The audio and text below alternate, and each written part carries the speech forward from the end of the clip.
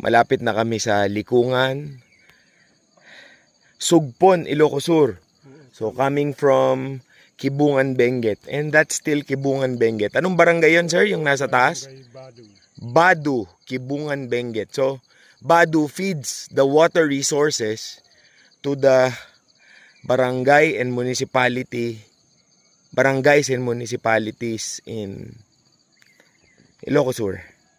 For tomorrow, well, for tonight muna pala, we'll be staying there, dyan sa Likungan.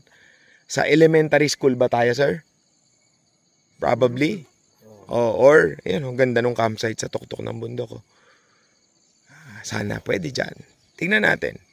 And the next day, we'll be descending from that plateau going to those terraces. Yan. After that, papunta na kasi kami ng La Union. Iko-cross namin yan. Ilipat kami ng bundok, so may konting akyatan pa yan. Punta naman kami dun. Yung may gas-gas. Yung kalsada na yan. Yan ay La Union na. So that completes the trilogy. But let's not get ahead of ourselves. Babain ang nalalabing mga kilometro. Bye-bye, Sir Ed. Si Ton, the walking spirit.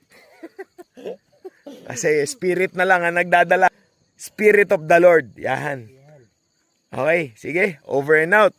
From Benguet to Ilocos Sur. And then onwards to La Union for tomorrow. That completes the trilogy. Bye-bye.